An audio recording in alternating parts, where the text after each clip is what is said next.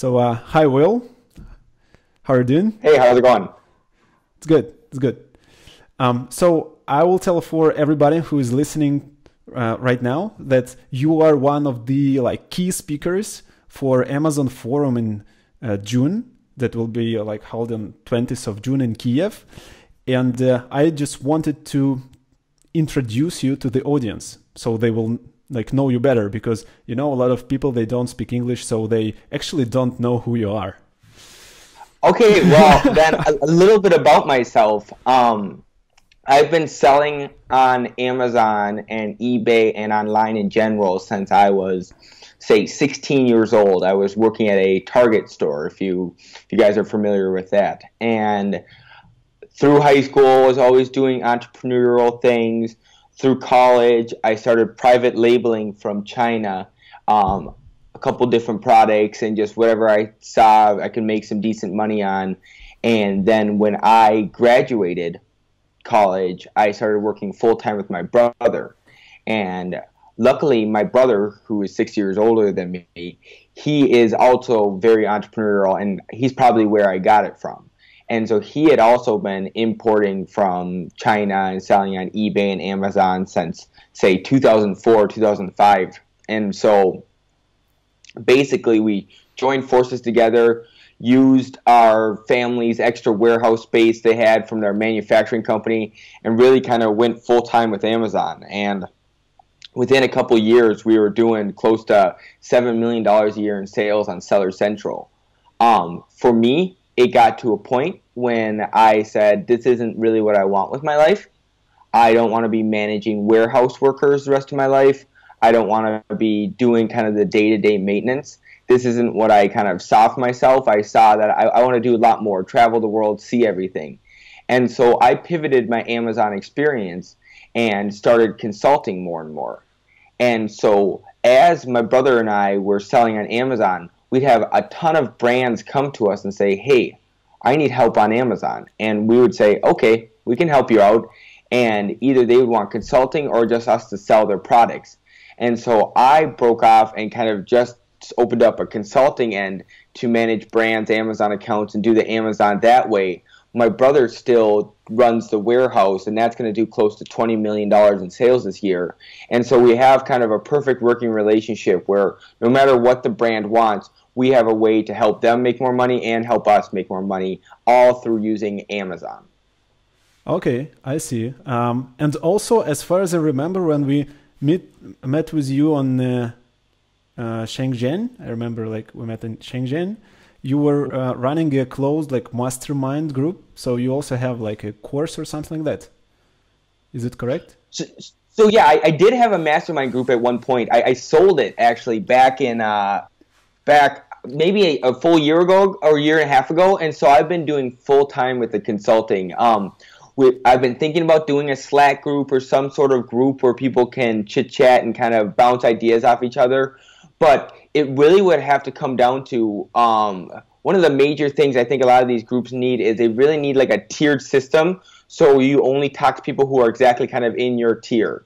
Because when people start worrying about these multi-million-dollar level problems, like how should I do my taxes state to state, and someone who's doing $1,000 a year is thinking that they have those same problems, all it does is distract them from growing their business when really they don't have that issue yet. And so you'd want to think of some way where it's 1 to 5,000 in a group, 5 to 10,000, 10 to 20,000, and have some kind of group you could work your way up. So you're always with peers, and then maybe each group has one mentor who does $1 million a month, who can kind of guide everyone along the way. That would be kind of a cool group. So something like that, but yeah, I don't have anything currently.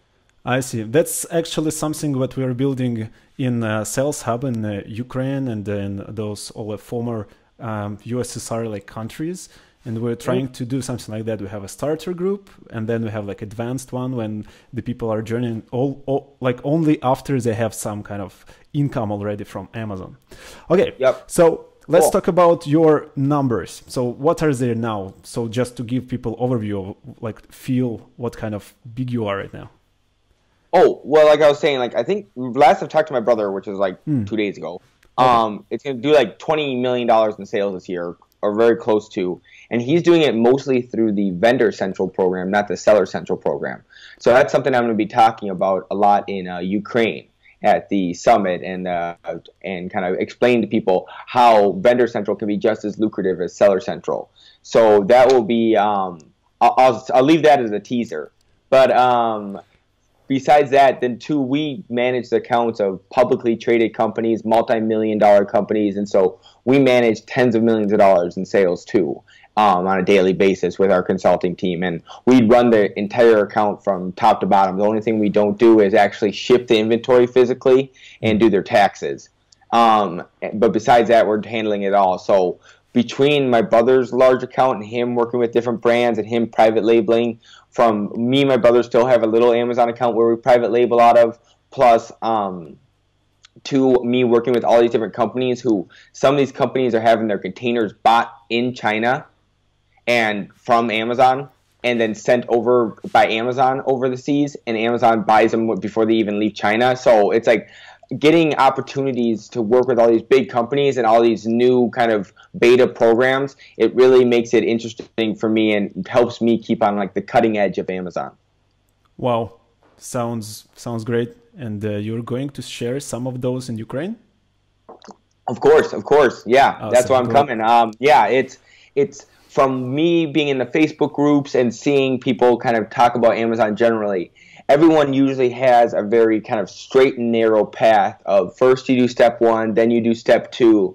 And so I believe it's my job when coming to a conference and trying to help people out and grow their sales, is that it's my job to kind of introduce them to all the other ways they can make money on Amazon, to broaden their horizon and to let them know that there may be a different way to make money on Amazon that suits your needs and what your skills are and your competitive advantages better than maybe the traditional buy samples private label path.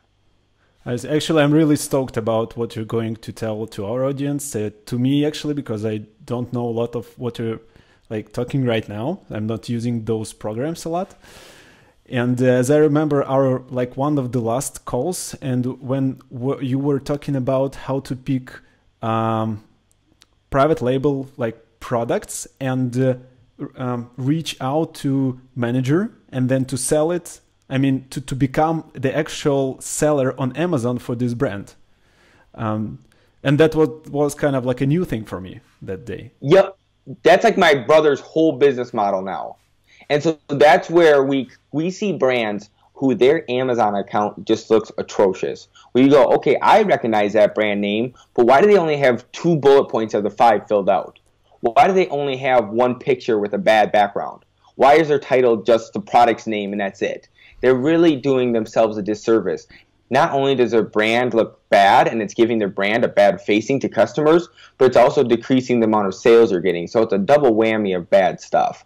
And so when we can contact these companies and give them multiple opportunities where it's like, hey, if you just don't want to deal with Amazon, just sign up with my brother. He'll place a purchase order with you later this week. No questions asked. He just starts buying from you. Your life's easier. Your Amazon account gets better. Or if you guys want to really take control of it, we can fly our team out there. We can work with your team to really get your Amazon account up and running, get inventory into Amazon, get your account up and running, and then we can manage it from there and really kind of help you guys run the Amazon account through your own brand. Because you have to get in the mindset of the typical white picket fence American person. The dad is, say, 50 years old, the mom 50 years old. They went to college, they got the normal corporate job, they did their kind of their family, driving kids to soccer practice, doing this, doing that. They don't have time to lurk around on Facebook groups to see how to do the best Amazon selling. And so if any of you guys go to anyone, one of your parents or anyone in that kind of 50, 60-year-old range and ask them specifically, how do you sell on Amazon? What's selling on Amazon like? They're going to say, I have no idea what you're talking about. And these are the same people who are now like CEOs of companies in the US and CEOs of these brands and brand owners, where you can still go up to them and say, hey, what do you know about selling on Amazon? They go, honestly, I've been focusing on, we sell cowboy hats, and I've been focusing in the last 20 years on making the best cowboy hat possible for my customers. I have no idea how Amazon works. That's not the way we think. And so if you can go and work with them and say, hey, you guys provide a really good product. Customers love your brand. You guys have done 99% of the hard work. I just can come and help and do the last 1% of really giving yourself the best chance possible to get the most sales possible on Amazon and basically help people with money make more money. I see. So basically when you have this, like I will just to sum up all what you said, basically when you have this skill of how to rank products on or optimize products on Amazon, you can reach out to those brands and help them rank and help them to have sales from Amazon, because they actually cannot do it because they don't know how to do it. They're too old for these all new technologies. Yeah, it can be easily they're too old, or you don't know what you don't know. Yeah. They have no idea that there's 5 slots in the back end of each listing where you can just type keywords in. Like that's something that I know just off the top of my head. You know that off the top of your head. You can go ask 1,000 people in the street right now, no matter what country you're in, they're going to have no idea what you're talking about.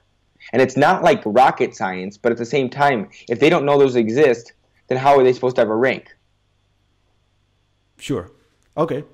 So let's say you want to start like a new business from scratch on Amazon. What would you start from? Would be it's like a wholesale or private label product, or maybe drop shipping?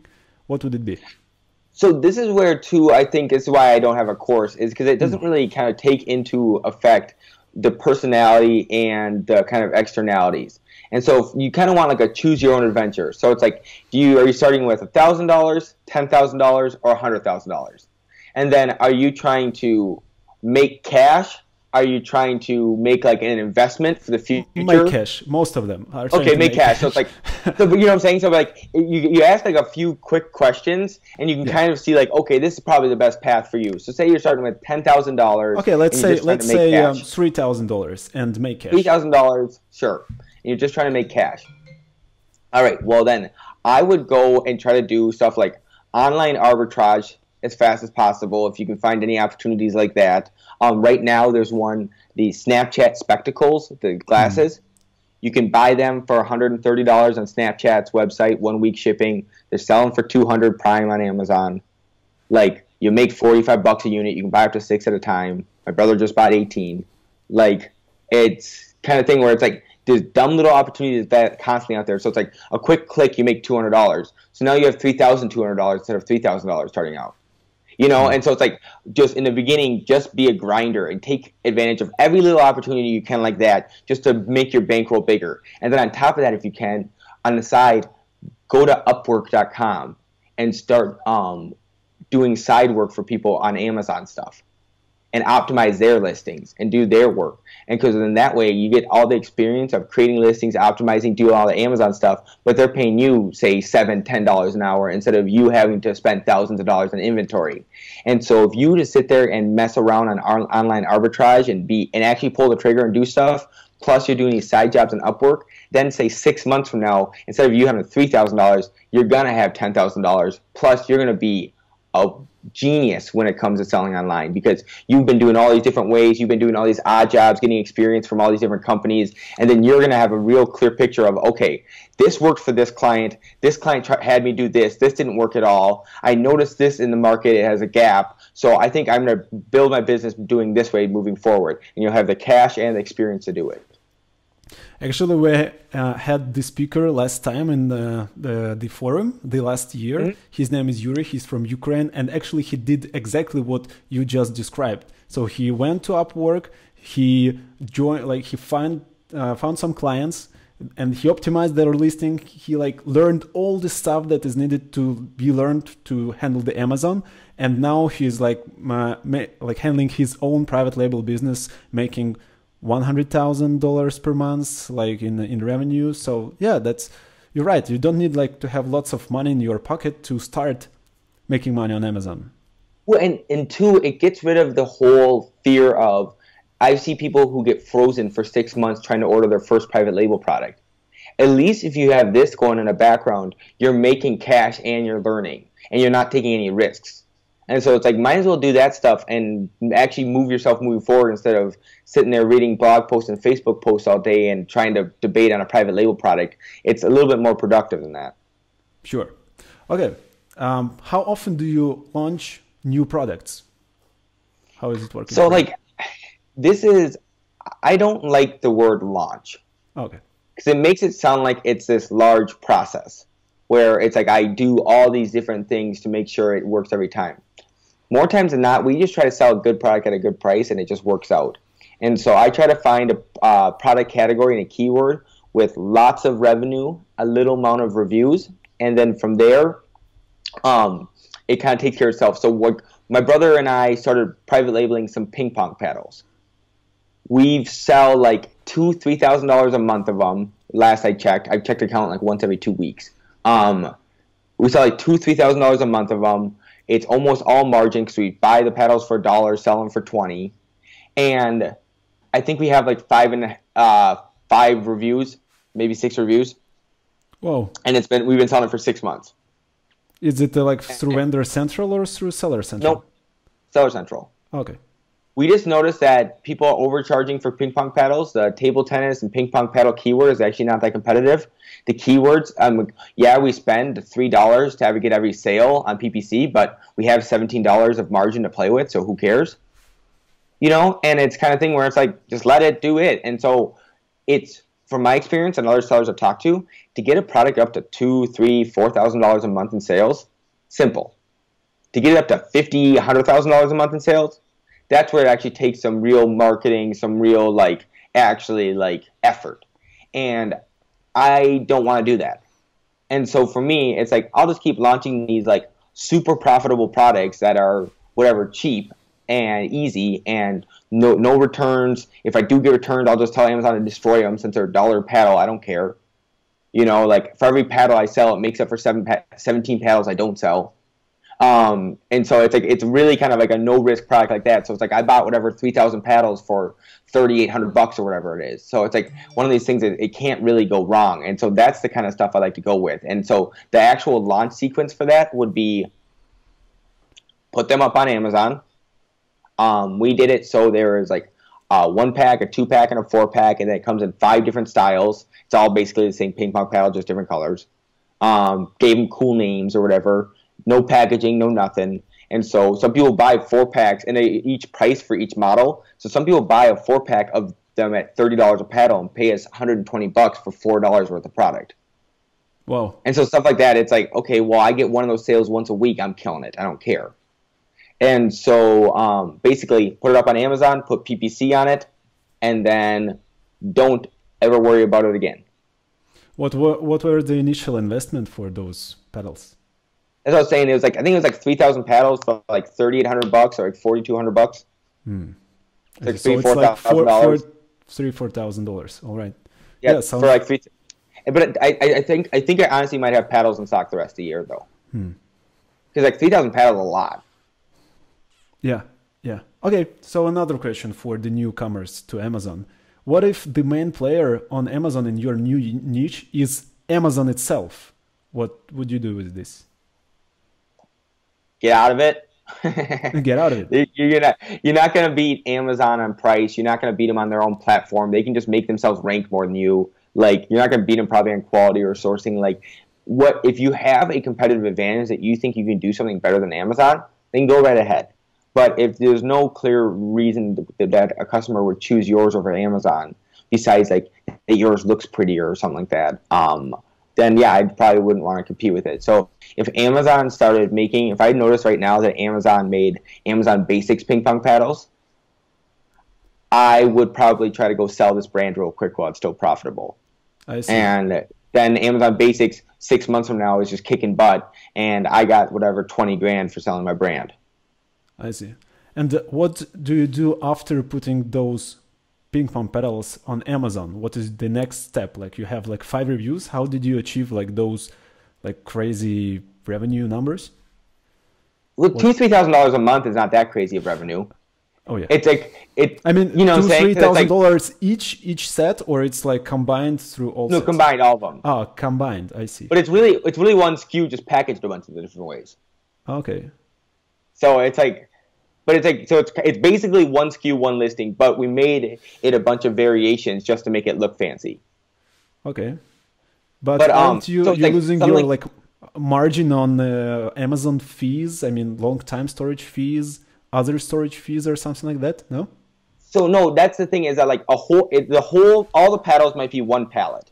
Okay. So they may charge us $200 each quarter for fees, which is like nothing. And because it's like like I was saying, like these paddles legitimately cost us like $1.15 landed. And so when we package 4 of them in a 4-pack and sell that 4-pack for $100, the picking and packing fee is only once. So our fees are $20, our landed cost is $4, and we make $75. And so it's like that has to happen 2 times a quarter, 3 times a quarter to pay for our long-term storage fees. And so it's like you said, what do I do next? I go try to launch another product. Okay, so that's it. You're actually not doing any launch. You're just putting the product out there. That's it. Yeah. Yeah. Wow. Mm-hmm. And so this is the thing is that what I experienced was my brother and I had sold millions of dollars on Amazon. And I go and finally find out that there's like Amazon podcasts and Amazon Facebook groups and all this kind of stuff. And I noticed that everyone is doing the exact opposite of us. But we're selling more than everyone. Okay. And so it's like kind of like messed with my head a little bit because I saw someone say, hey, you shouldn't even run PPC until you get 50 reviews. I saw someone that put that in a Facebook group. And I thought in my head, I don't know if we have more than like 2 products out of our 1,000 we're selling that have 50 reviews. And we've done like $2 million in PPC sales. And our ACOS is like 6%. So like, is this person just making up stuff about 50 reviews or what the, like, is that person done $10,000 total in sales in their life and they're telling people that you need to get 50 reviews, but I've done actual math and actually sales and it's completely opposite? You know what I'm saying? So this is the kind of thoughts I was having where it's like, people just say stuff to say stuff, it seems like sometimes. So what you're saying that you have all those listings with like less than 5 reviews and you're making like ACOS like down to 6% on those listings? Yeah, because it's like I don't go after like competitive stuff. I see. And so when you sit there and you go like, if I'm selling, say, an example is we used to sell this thing called a whole house fan. It's a $1,000 product. It's like an air conditioning unit that is now legally mandated in the state of California. Now, when we did the keyword whole house fan, no one was competing for it. And we did the keyword Title 29, the name of the law fan, which a lot of people called it, no one's competing for it. And so we're paying like 6 cents a click on a $1,000 item. So when we get 100 clicks and someone finally buys, we spent $6 to make 1,000. And so that product might only have 2 reviews, but anyone who knows they legally need to have it, they go and have to go buy it. And so it's like using a completely different mindset than like, I know people need this. It's not offered on Amazon. We should go find a way to offer it on Amazon. Instead of going the whole entire route of, all right, what's a kitchen gadget I can sell from China? Okay, is it okay. So it's looking at the business world in general and looking for gaps in the market. Where can I help people in general instead of being just in the Amazon ecosystem saying, what's a good private label product? I see. And those products, like $1,000 products, they're not drop shipped, right? You like have them somewhere, or you just. So what is the strategy here? You start real slow. Okay. So the thing is that's nice about it is you go and you can look up, like sometimes, like say with this, we couldn't do it with it, but other times you can look it up on like Jungle Scout, see how the product's selling already, and go, okay, well, if they're selling $50,000 a month, I feel pretty confident buying $5,000 worth of it, because if I get 10% of sales, I'm going to sell out in a month. If I get 5% of sales, I'll sell out in 2 months. Like I won't be stuck with inventory. Mm-hmm. So it's like that. So I try to start slow, but it kind of depends supplier by supplier how confident I am and what kind of terms we can negotiate. I see. Okay, so I got your strategy. You're trying to find out like the loops with like the low competitive niches, right? And try to like make your buck there with no reviews at all, with really cheap PPC and stuff like that. But what if client approaches you and like he wants you to consult, like to order consulting services, and he's in a really competitive niche? What are you doing there? Well, so then there's only so much I can do. And so say they're selling supplements. And I go, okay, you're selling protein powder? And I go, okay, why is your protein powder different than the first 10 people on that page? And they'll say, hey, well, ours works a little bit better than everyone else's. And I'm like, all right, well, that's going to be tough to put on the Amazon page. And then if I go to them and say, hey, how much money are you willing to spend on marketing and PPC this year? And if they say, hey, like probably $5,000, then at that point, I'd probably say, hey, we're not going to probably work with you. Because if they don't have a product that's actually different, and if they don't have something that's actually like, I can market it in a different way, if it's just the same thing everyone else is selling, and you don't have a budget to actually market against them, some of these other people that do have a budget and can just like bully you in PPC. And so it's like, if you don't have a very good product or a marketing budget, like Amazon's not going to help you. There's no keyword combo you can do to look up. Like, you're just not selling a very good product.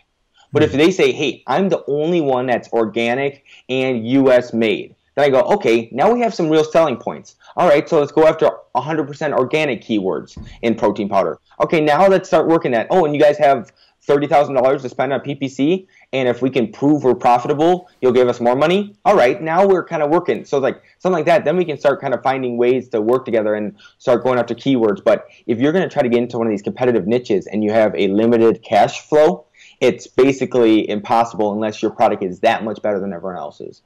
I see, Will. So now you were talking about like our PPC, like as a main channel. Are you using any other channels? Facebook, Pinterest, Instagram? No, I know how much time I spend on Amazon and how much I really try to get in the Amazon mindset and really thinking of exactly how Amazon works.